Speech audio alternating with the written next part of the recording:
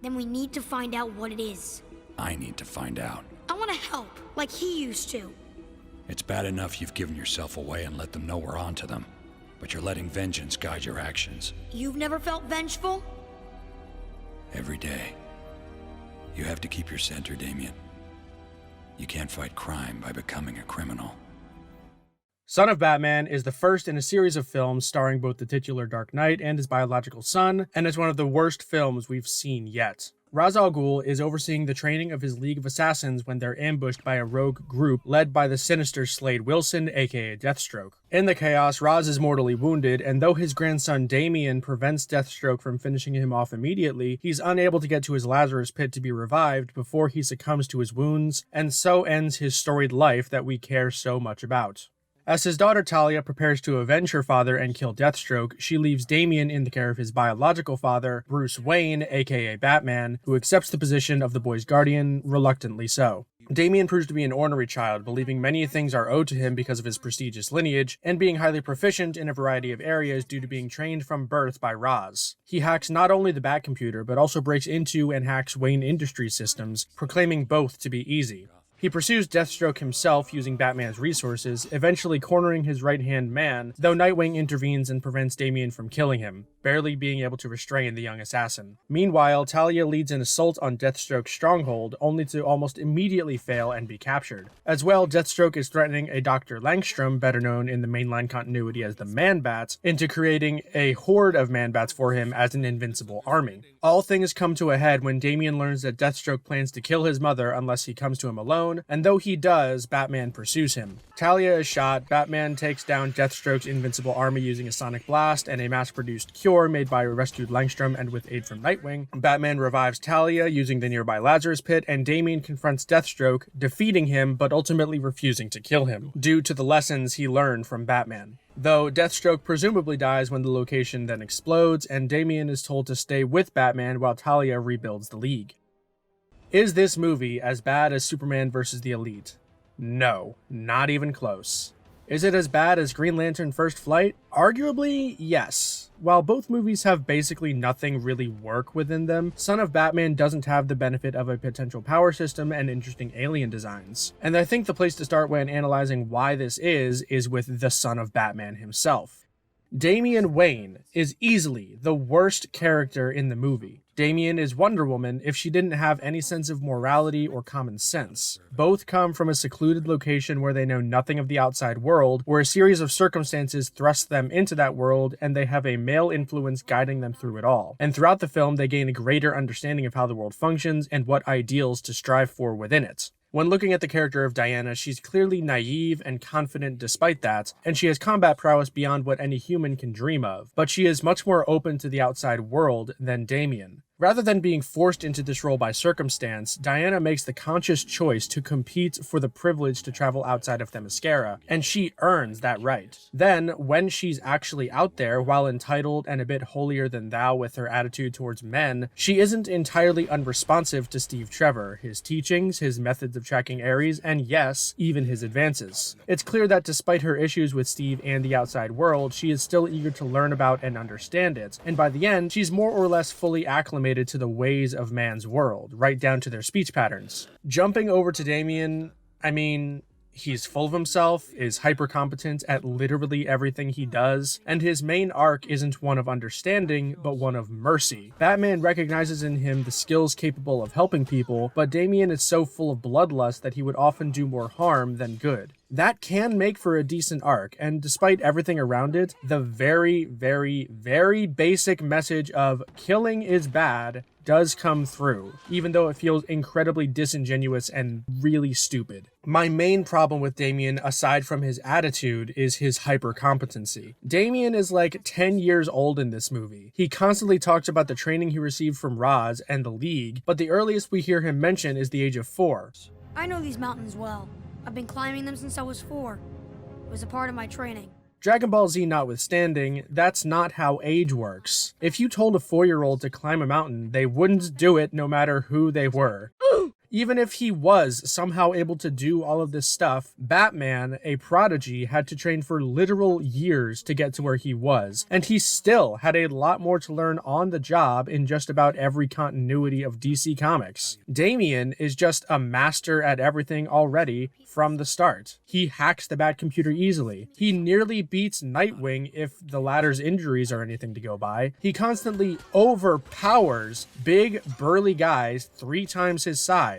In the final battle, he gets both of his arms impaled with swords, and that's the start of the battle, where he continues to fight as if it didn't happen at all. It goes far beyond stretching believability and runs headfirst into cuckoo land. There is no universe where Damien Wayne, normal human, can drop down this elevator shaft like 60 feet and not only land on his feet without any injury, but do it so quietly that the guy inside the elevator didn't hear him. There is no universe that a 10-year-old should be able to beat Nightwing, who for all intents and purposes is Batman's physical equal, even if he may not have the tools or the deductive reasoning quite yet. Even aside from the issue of Damien's superhuman feats, he's just plain annoying. He's entitled, he constantly acts like what a kid imagined an adult should act like, and the only time he ever smiles is when he's about to sadistically murder someone. I understand that he's maladjusted, but my god, could they at least have made him tolerable? And the lesson he learns, that killing is bad, doesn't even really work, at least not in this story. Do you remember the really smart, nuanced arguments presented in Under the Red Hood, where Batman implies that he believes that the Joker should die, but that he can't be the one to do it? Remember when these movies had nuance? Well, Batman in this movie presents no arguments for why Damien shouldn't kill people. He says, that would make us as bad as them, as if that's supposed to work for someone raised by Ra's al Ghul. I was taught you destroy your enemy. That makes you like them.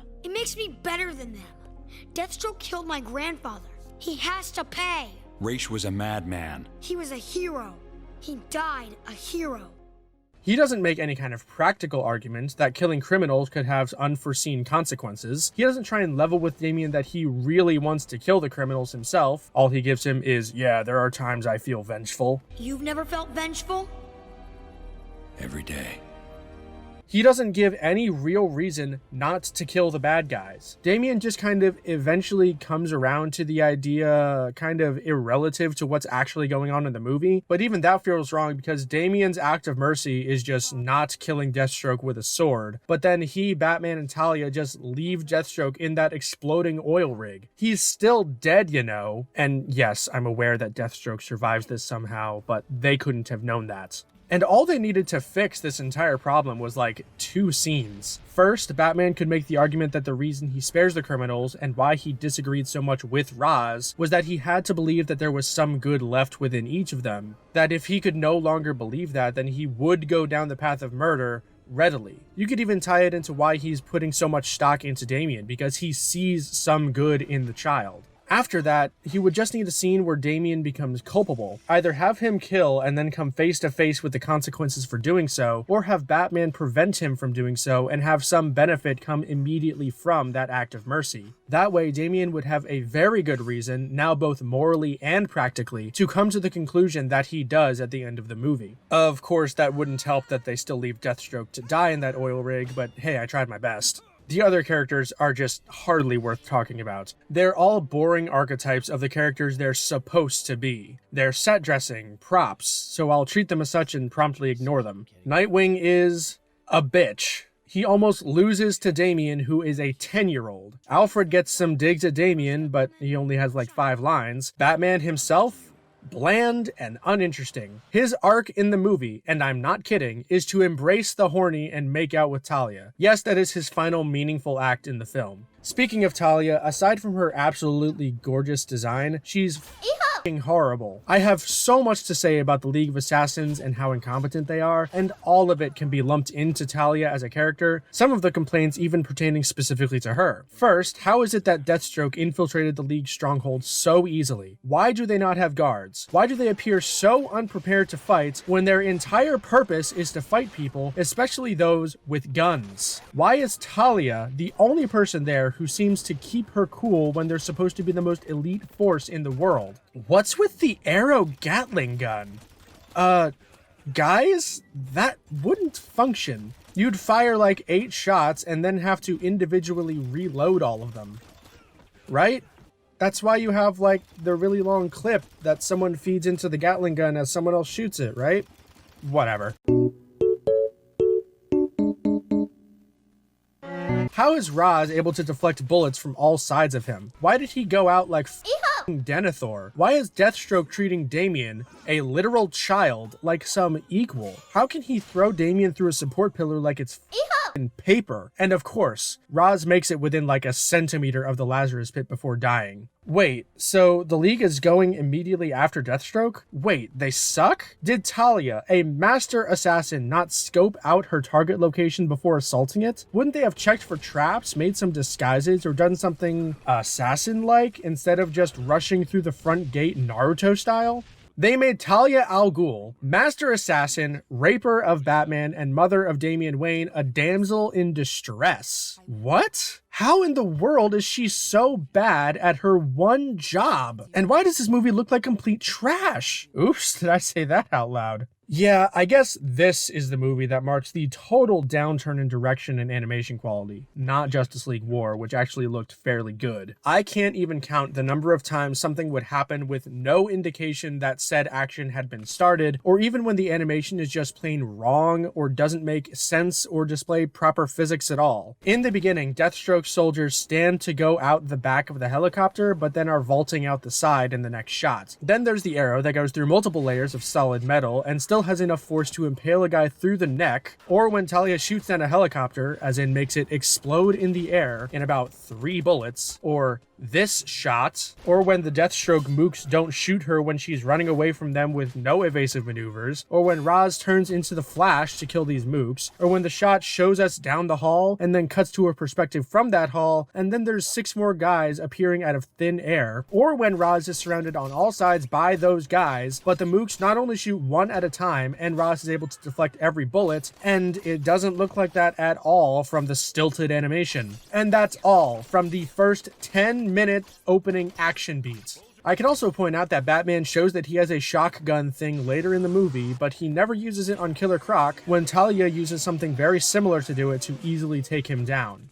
I could point out that Deathstroke becomes the Flash to knock out Talia during her stupid assault mission. I could point out that these are really bad CGI buildings and building accessories, and they don't look any better when in motion later. I could point out that when Deathstroke kidnaps Dr. Langstrom and his family, he leaves behind his threat evidence of a League shuriken like an idiot, and when Batman finds it, an explosion happens, and yet he can still find it again immediately after. Just why? How?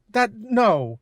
I could point out that when Damien is thrown off balance by this mook, the camera immediately cuts to an unrelated shot of the mook pulling out claws from the floor, where he started the sequence on the end of the table and the hole was apparently here in the middle, I guess, but was never properly communicated. Immediately following that, I could point out how terrible this shot looks, and Damien would never be able to generate that much force as a 10-year-old child. I could point out that in some shots like this one, all of the characters have this weird, bad attempt at lighting where their black outlines also have a faint white outline from the light around them, making it look like one of my shitty masking jobs in Premiere. I could point out that Dick is patched up by Alfred on a lower floor. Damien asks if the Robin suit is his, and Dick is suddenly up with Damien closing the case again. Also, what the f*** is with their hands? I could point out that Batman throws his explosive batarang a superhuman distance. Damien wonders what they're going to do next. Smash cut to the grappling hooks attaching and them flying away, all without the man-bats that are surrounding them attacking them even a little bit. Also, Batman definitely just killed those people, and those were normal people that were turned into those creatures. Batman is a hypocrite. I could point out that Damien casually swims 50 miles, yes, that distance. The rig is 50 miles off the coast. What's he gonna do? Swim there?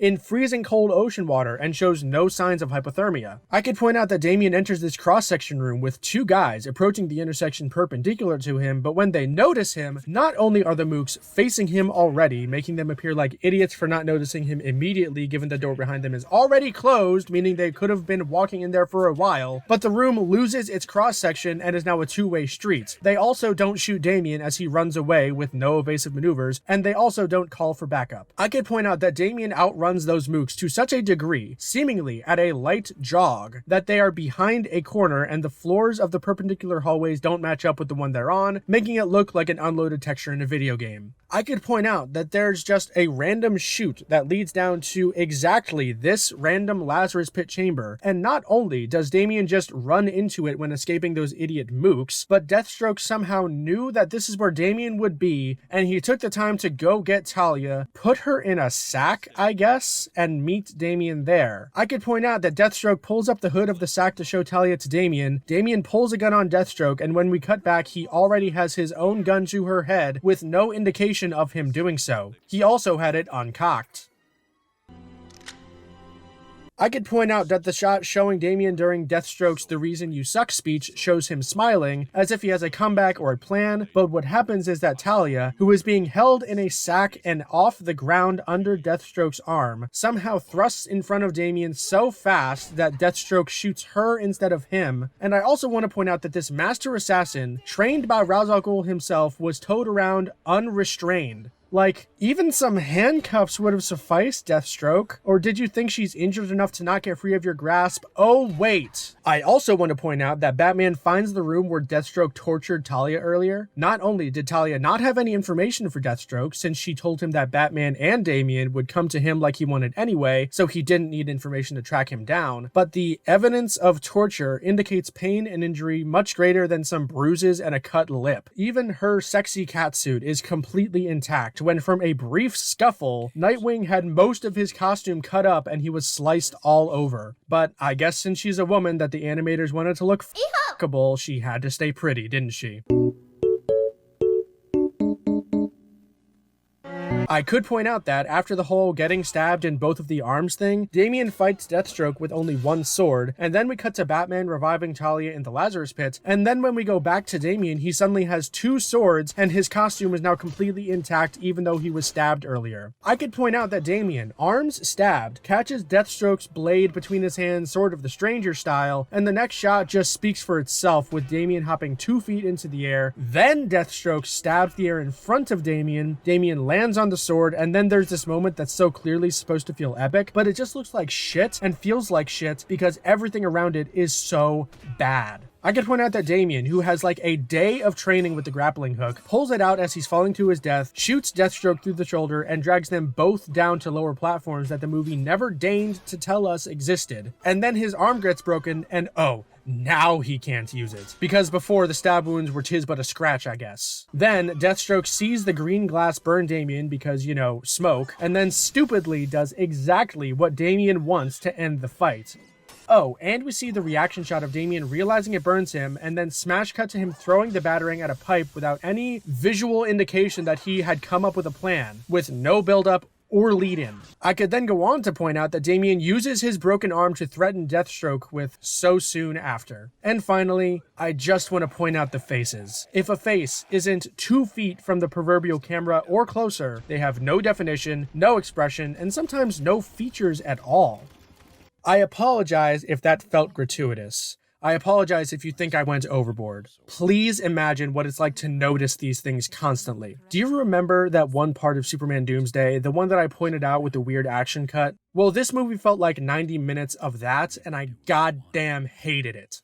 I have nothing to say on the larger storyline. It was so boring and bland that I hardly paid attention to it. There was no nuance and no amount of care taken to actually characterize these people beyond the generic garnering of sympathy because a man's family is in danger. I often say that you don't need a lot to get across a point and to draw sympathy from the audience, but this movie provided even less than that bare minimum. Overall, Son of Batman stands out for being a miserable experience. Even aside from the lackluster B-plot with the Man-Bat army, aside from Deathstroke being a weak villain, aside from the questionable voice acting jobs of Marina Baccarin and Thomas Gibson as Talia and Deathstroke, aside from the boring main cast, and aside from the absolutely terrible direction and animation, I think that Son of Batman's biggest issue is that it would be a better movie without the Son of Batman.